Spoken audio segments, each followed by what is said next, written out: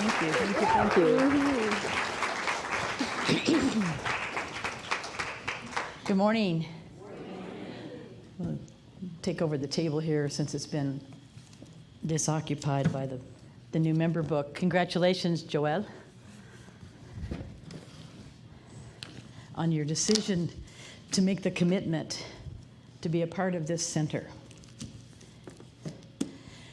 So I was planning to come today when I got back to the States a couple of weeks ago. I've been back a little over 2 weeks, just long enough to get the difficulties back, Larry, that are on my, I'm allergic to the town, I don't know what.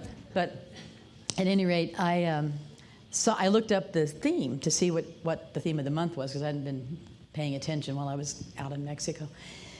And I came prepared today to talk to you about the shadow side of service and getting ourselves out of the way. One of the things that Barbara mentioned in our little centering circle before the service started this morning was about emanate. And when you use the word emanate twice in your treatment with us, Barbara, and the first thing that occurred to me was I have this little phrase that I tell myself that in order to emanate, I have to eliminate, which means that I've got to get me out of the way, I've got to get my stuff out of the way, I've got to be able to be willing to let Spirit move through me and just to be the vessel and the channel that brings it down. So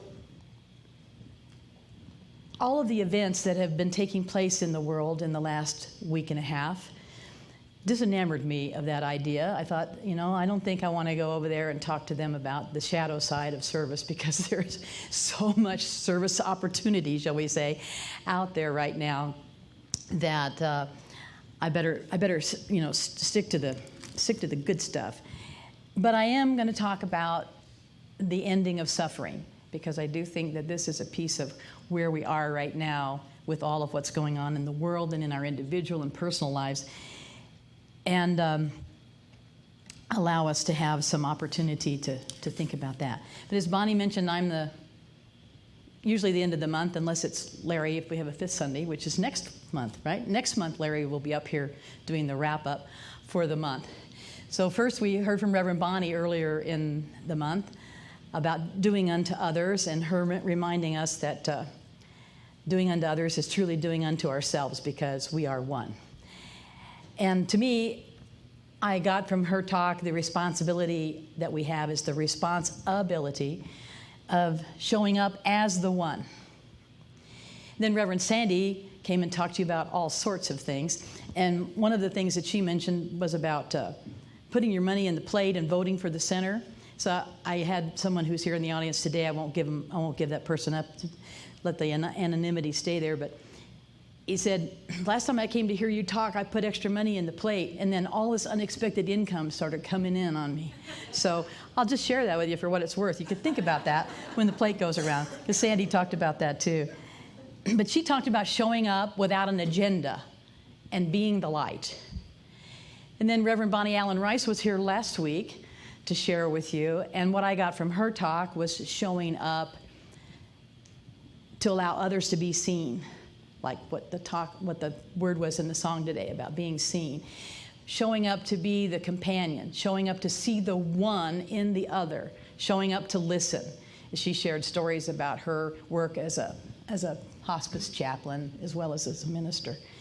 So those are my takeaways from the various talks that I watched the videos of. By the way, you know that they're available to you on YouTube, right?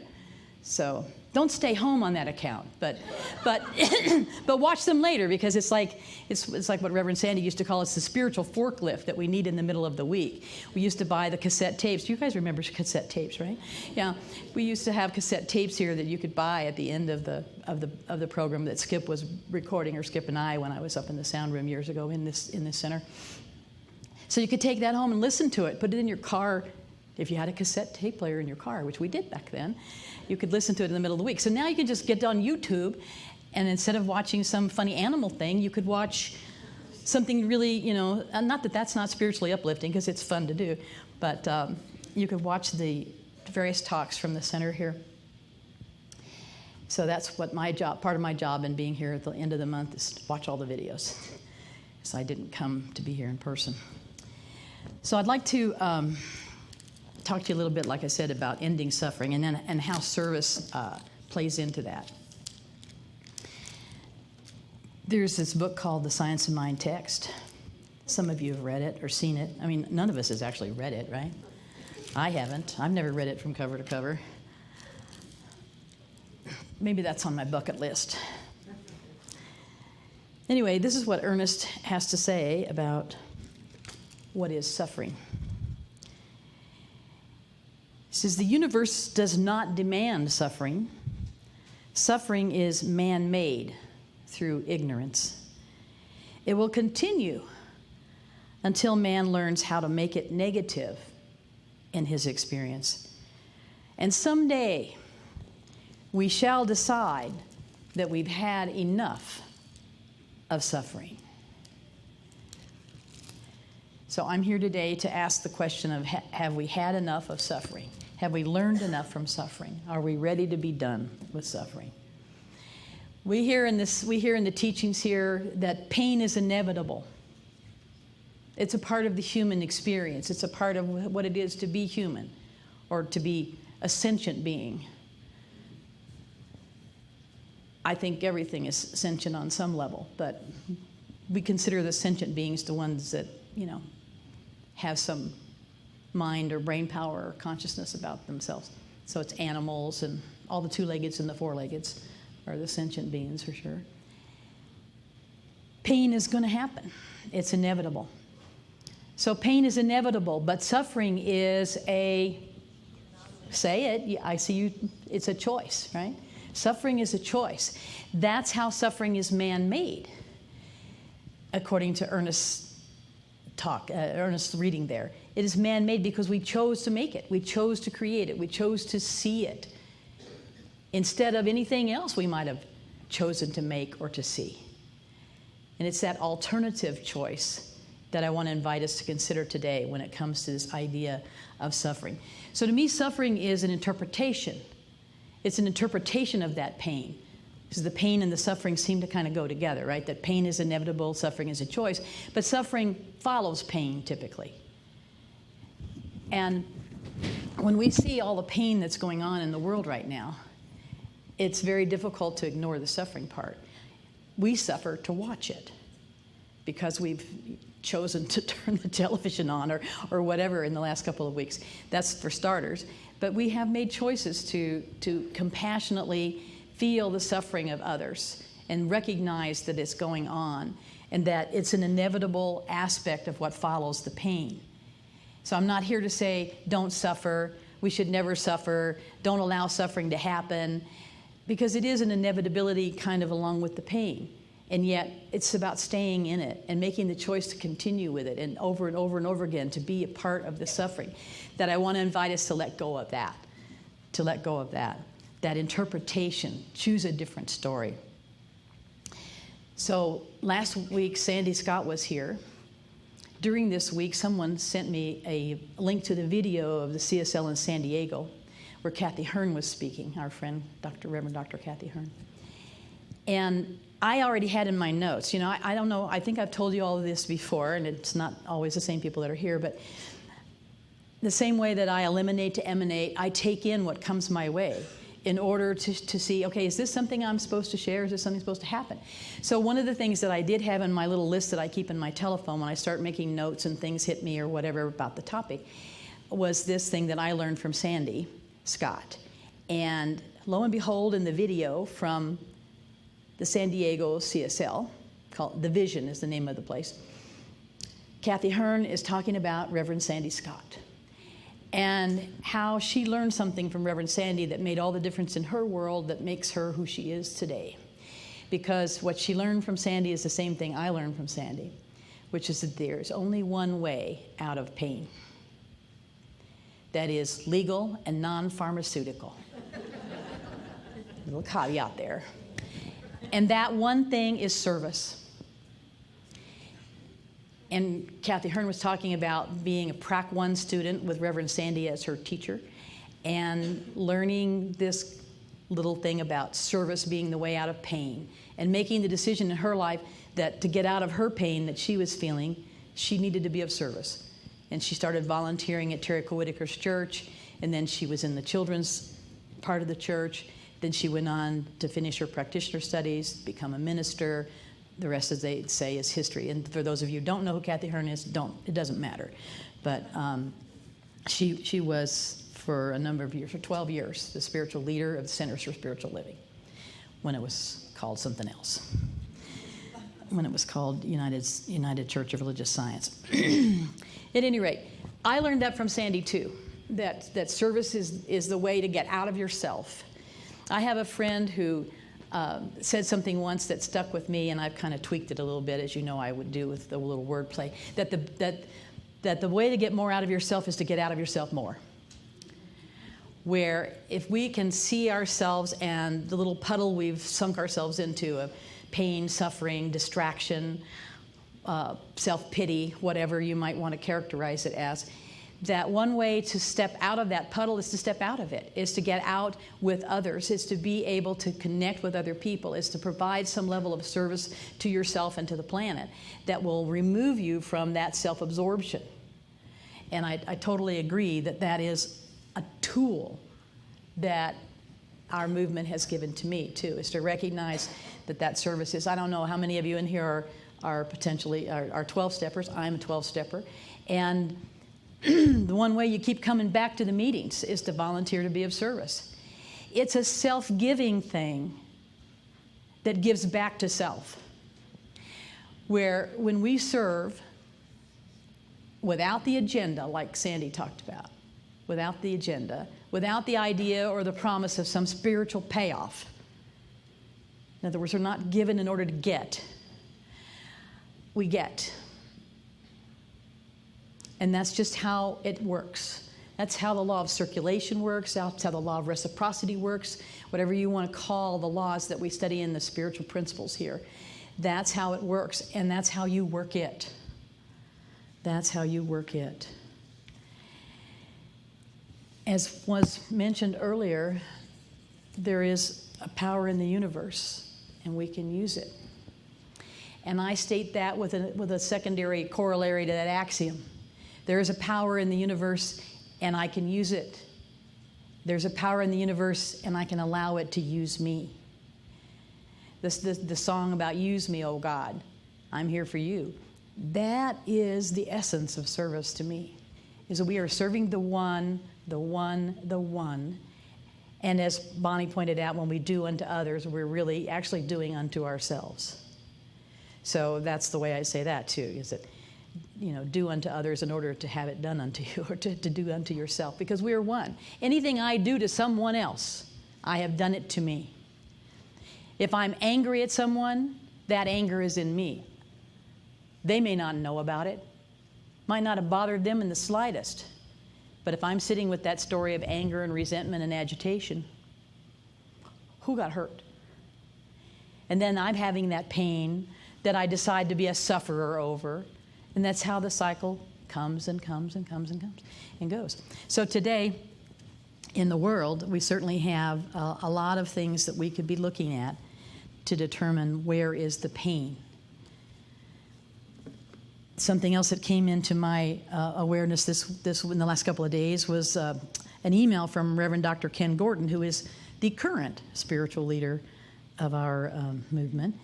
And he gave me a whole laundry list in that thing of the places on the earth that you could be looking at in the news. I don't watch the news myself because I'm too sensitive to it. I have too much empathy. But he gave us a list that there were the 3 earthquakes in Mexico above the 6.1 on the Richter scale.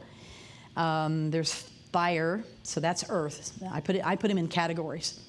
Earth, of the elements. Earth is the earthquakes. Fire. California is on fire. The state of Washington is on fire. Oregon is on fire. Montana is on fire. British Columbia is on fire. Nova Scotia is on fire. Greece is on fire. Brazil is on fire. Portugal is on fire. Algeria is on fire. Tunisia is on fire. Greenland is on fire. And the Sakha Republic of Russia is on fire, as is Siberia.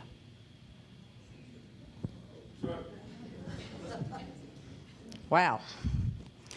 Then we get to the water, right? So Texas and the Gulf Coast are hit by a Category 5 hurricane and are underwater. Florida was hit by Category 5 hurricane, and now Hurricane Maria just finished repounding Puerto Rico and the Caribbean, another Category 5 hurricane. In India, Nepal, Pakistan, and Bangladesh, Bonnie mentioned these a couple weeks ago, are experiencing record monsoons and massive death tolls in the flooding and problems they're having there. In Sierra Leone and Niger in the African continent are also experiencing massive floods, mudslides, and deaths in the thousands. Then we can get to the air. It's a little more innocuous. Italy, France, Spain, Switzerland, Hungary, Poland, Romania, Bosnia, Croatia, and Serbia are all in the death grip of triple-digit heat waves that has been dubbed Lucifer, the devil. And in the usually chilly August, the city of San Francisco has shattered records at 106 degrees, and it has reached 115 degrees south of the city. Northern California is continuing to bake in triple digits. Florida and the Gulf Coast, I think I said that already. So he says, to all of those on the list that I just read you, not only are our prayers with you, but we are also paying attention. And we commit to making a difference and bringing wholeness to people and our planet. So how are we going to serve that commitment that our spiritual leader is making for us? Something else I got, I think it was a week or so ago, wasn't it, Randy? Now it was a week before last. Randy sent an email out to me and a few other people that was an article out of the, was it New York Times? Is the universe conscious? And part of in that article was the information is there from the scientists that have these theories that are not necessarily proved, but I think they're just coming around proving things that we've always known, that this consciousness is in the universe, that the consciousness is everywhere, and that the consciousness is in the planet. And so what is Pachamama's consciousness right now? When you just hear that whole list of what's going on, she ain't happy, right? I think, or she's not happy with us. I don't know. When you hear that deaths in the thousands, whether we're going to be able to stay on this Earth ship or not. So what can we do? What is my way of serving or helping? What is your way of serving or helping for this commitment that Ken Gordon is making, that we can make a difference? How can we make that difference? Where can we make that difference? Well, I think one of the differences we can make is make the decision to have a different choice around suffering, whether it's ours or that we're watching on the news or that we're observing, and to begin to see it differently. We can make a choice, as I see it, to see God in the pain and to see God in the suffering, but to see God instead of the suffering. Because the pain that's inevitable, I want to choose to see God in that pain. And the suffering that's not inevitable, because it's a choice, I want to make the choice to see God instead. We start out a lot of our treatments in the teachings of Science of Mind that God is all there is. All there is God. It's like the number one principle that we teach. Well, to me, that means there is no spot where God is not. So God is in everything, in everywhere, and God is certainly in each of us, as we read this morning too. That the consciousness of the living of God or the living spirit, I can't remember the exact words that Barbara read to us, that I have the consciousness to know that God is working through me. And I want to see this for myself as well as for everyone else. If I see the news and it's bothering me, I have to recall, okay, God is there. God is in that. God is in each of those people. God is in, through, around, and for. Whatever it is, wherever it is. This is another little book by Ernest Holmes that is probably available in the bookstore. And it's called How to Use the Science of Mind. So it's a little primer that is sort of based on the principles, although not directly in terms of the numbers of them. And I might have lost my place here. And in here,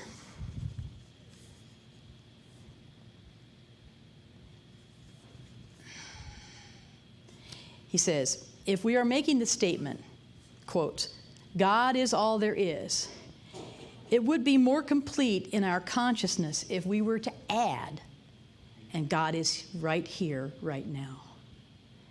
When we say the activity of spirit is the only activity that there is, we can complete that statement by saying, and this activity is right here in this condition.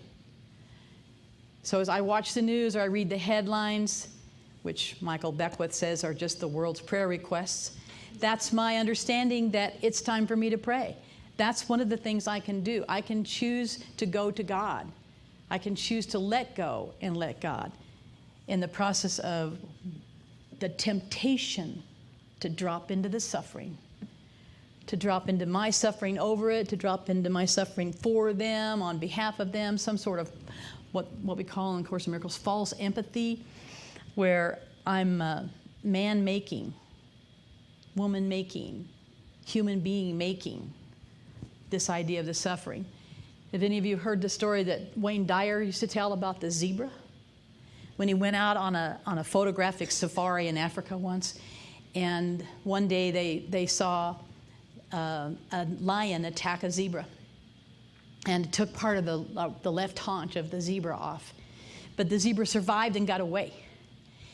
And they're all in this sort of enclosed area, so it's kind of the same group of animals, I guess. So a day or so later, they went back out on the safari, and they saw that zebra, and they knew it had to be the same zebra because of the wound on its left haunch.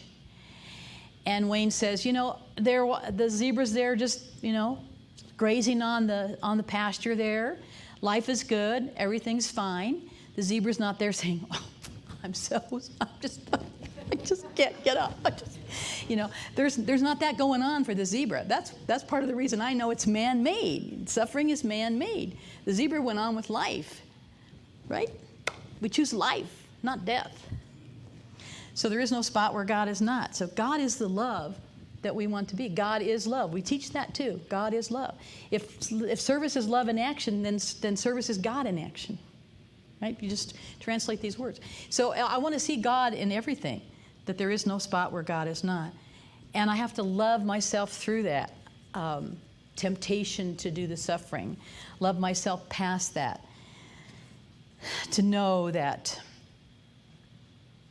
it truly is all God. And my ego wants to just hook me and take me over here somewhere else where I think I know better. I think I know what help somebody needs. I think I know what would be the right thing. I don't know nothing. I have to be prayed up. I have to listen to Spirit. I have to allow God to be there. So this is what I think about this idea of suffering, that what it is the interpretation, human interpretation of the individual and the collective level. We all made this decision collectively. Oh my God, did you see how they're suffering? And fill in the blank. You just heard me read all the places. And not to be willing to transcend that with the knowledge that it's all good and ain't nobody misbehaving, that it's all going to come for good. We can all look at our individual lives and look back and see something that we thought was awful at the time that it happened, and we awfulized it maybe for a little while. That's suffering, another word for suffering, awfulizing it. And I think that what happens as we have gotten past that, we can look back and say, well, that's the best damn thing ever happened to me. But at the time, we thought it was terrible. Well, we can take that to the collective level too. Right now, we see these things that are just horrifying. And we need to have that opportunity to feel that. That feeling is what helps anchor the desire for change. But we have to accept what happened before we can change what happens. So what is suffering? What alleviates it? What prolongs it? So what prolongs it is our sticking to the story. It's what... See, Emma Curtis Hopkins, some of you have probably heard of Emma Curtis Hopkins, the teacher of teachers. She was a teacher of Ernest Holmes, one of Ernest Holmes' teachers. Ernest Holmes being the founder of Science of Mind, philosophy. The synthesizer is really more what I call him rather than a founder. He took all of the teachings of the great wisdom traditions and standard and long-standing religions of the world and pulled out the pearls of truth from each one of them, synthesized it into what we call the science of mind philosophy. But Emma Curtis Hopkins says that for us to get to that place where we can see only God, where we can allow God to use us, where we can eliminate to emanate, there are three things we must surrender. One is our willfulness.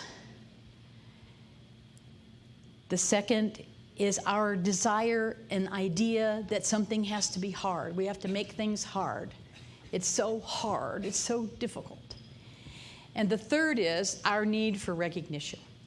She said until we can get those things off our plate, we can't really take anything else in because we're in our own way.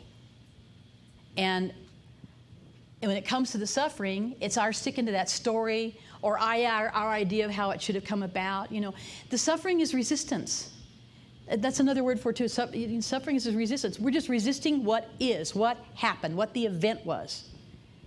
We don't want it the way it is. We wanted it to be different. It wasn't to our liking. It's not my preference. It's not my opinion that it should have been the way it is.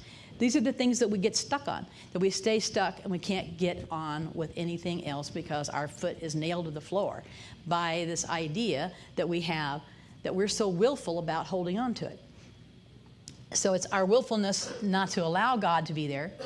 You know, our willfulness is putting it instead of God. You know, another definition of fear is that I feel fear, you feel fear, we feel fear when we have made the decision that we're in it alone, that we're the only one that we can rely on. We forget about God. That's when we have fear. We feel fear when we're thinking it's up to us. So another responsibility is taking personal responsibility for things, but another aspect of responsibility is having the response that it's about God here. I don't know if you all are familiar with this, but there's a little formula out there that I learned years ago that's called E plus R equals O. The E is the event. Well, we've got our share of events here. We don't even have to go to the personal level to look at all the events out there, right? Then the R is our response. And the event happens, our response layers on that, and the next thing we know, we've got some outcome. Again, that we're interpreting what that outcome is. And I would submit to you that I don't have control over the events in my life. And we certainly don't have control over the earth, wind, air, and fire, right, that's going on out there in our planet. So I can't probably change the event. That's not going to happen. Now, am I suffering over the fact that the event didn't happen the way I wanted it to? I could make that choice and stay stuck in it. Or I could change my response on the possibility and the hope that there might be the outcome might be different. And that's really the only thing I have control over is my own response. So when I stick to my story, I've been unwilling to surrender my willfulness. Right? Then, if I decide that it's just too damn hard, it's just too hard. All of this that's going on in the world is just too hard. Well, you know, they teach us in the Course in Miracles there's no order of miracles that can happen. And when we decide it's too hard, once again, we've decided it's because it's up to me, or it's up to us, or it's up to us human beings to make something different. Rather than allowing Spirit to show us, allowing God to step in, allowing it to be something greater than we are. And permitting it to happen, getting out of that way. And one of the reasons that we don't get out of our own way is because we want that recognition. We want to believe that it is up to us and we did it. No, we didn't do anything. It is the Spirit within me that doeth the work. Some famous guy once said that. And I think Jesus was right. It is the Father within. It is the Spirit within that doeth the work. And it's only if I allow that to be and to recognize and acknowledge that that's where it comes from, I can let go of my need for personal recognition. So it's all those three things that I think Emma was right about, and probably many more, that are in my way of seeing Spirit, of seeing God in everything, of being willing to allow God to be what's working here. That the spiritual activity that I just read about in the book is there because it's God, not because it's me. So I wanted to talk to you a little bit about Lesson 194 from the Course in Miracles, but I'm out of time here just about. And I forgot to bring my glasses up here, so I'm not sure I can read this. But I had this on my list too. And then Marianne Williamson's talk Monday night was about it. I thought, okay, for sure, that's something I'm supposed to share on some level, so let me see if I can get to part of it.